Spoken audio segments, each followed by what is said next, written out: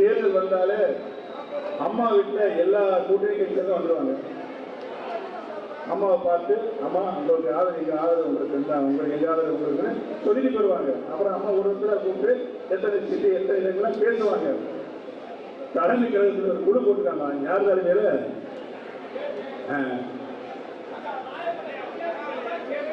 KP Munusamy எங்க கூட அது விளங்காது. 5 பேர் உட்கார்ந்து இருக்காங்க.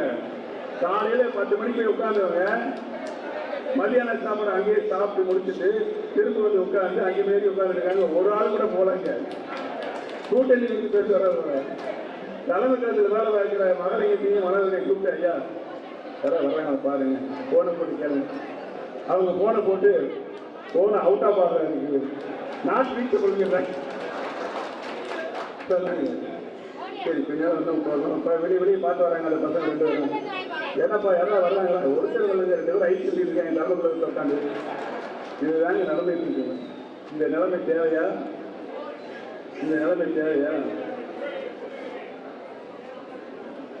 ஒரு கட்டத்தில் இந்திய அளவில் அகில இந்திய தலைவர்களே புரட்சி தலைவர் மாண்பு அம்மா அவர்களே தேர்தல் காலங்களில் அவர்களே இங்கே வந்து சந்தித்து பேசிவிட்டு போயிருக்கிறார்கள்.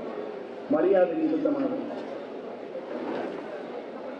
அப்படி இருந்த இந்த இயக்கத்தை மாபெரும் இயக்கத்தை பல்வேறு பிரச்சனைகளை இங்கே உருவாக்கி சர்வாதிகாரத்தின் உச்சநிலைக்கு சென்ற இந்த இயக்கத்தை பால்படுத்தியிருக்கின்ற திரு எடப்பாடி பழனிசாமி அவர்களை ஒன்று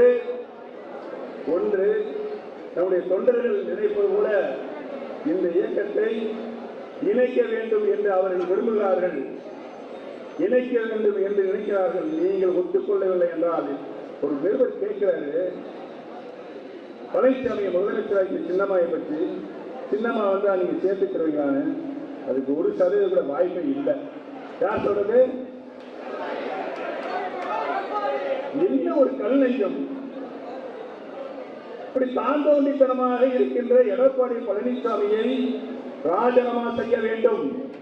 ராஜினாமா செய்யவில்லை என்றால் அனைத்து இந்திய அண்ணா முன்னேற்ற கழகத்திட்ட தொண்டர்கள் உங்களை அனைவரும் ஒன்றுபடி உங்களை தூக்கி எறிவார்கள். அந்த காலம் வெகு விரைவில் இல்லை என்பதை நான் இங்கு தெரிவித்துக் கொள்ள கடமைப்பட்டிருக்கிறேன்.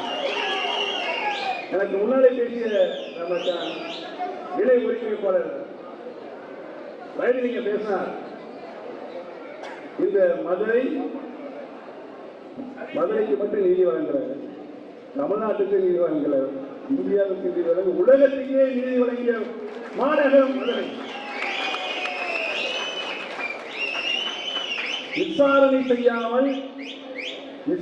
செய்யாமல் தண்டனை கொடுத்த பாண்டியன் என்ன பாடுபட்டார் என்பது மதுரை மக்கள் நன்றாகவே அறிவு.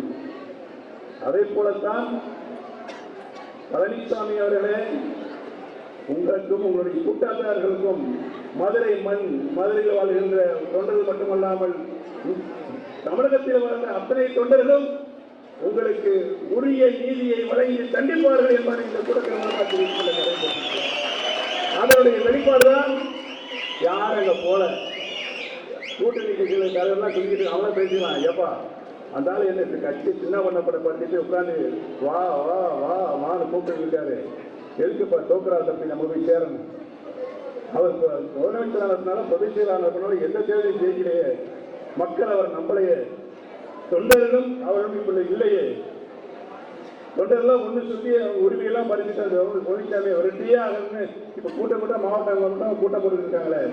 அதனால இன்னைக்கு அனைத்து இந்திய அண்ணா இந்த மாபெரும் இயக்கத்தை 50 ஆண்டு காலம் கட்டி காப்பாடி நம்ம இயக்கத்தை 20 தலைவர்கள் இந்த இயக்கத்திற்காக தண்ணீர் வந்த தலைவர்கள் நாடாளுமன்ற தேர்தல் இடைத்தேர்தல் திண்டுக்கல் இடைத்தேர்தலில் பல உயிர்கள் இந்த இயக்கத்திற்காக தியாகம் செய்திருக்கிறார்கள். இந்த இயக்கம் வளர்வதற்கு எந்த ஒரு முடிவு எடுத்தாலும் புரட்சி தலைவர் மாண்பு அம்மாவும் இந்த மதுரை மண்ணுக்கு வந்து உட்காந்து முடிவெடுப்பாங்க. அதுதான் வரலாறு. அதுதான் தமிழ்நாடுகளும் எதிரொலிக்கும் வெற்றியும் பெறுவார்கள் என்ற நிலையெல்லாம் மாற்றியிருக்கிற பழனிசாமி அவர்களுக்கு இந்த மதுரை மண் தக்க பாடம் புகட்டும் என்பதை தெரிவித்துள்ள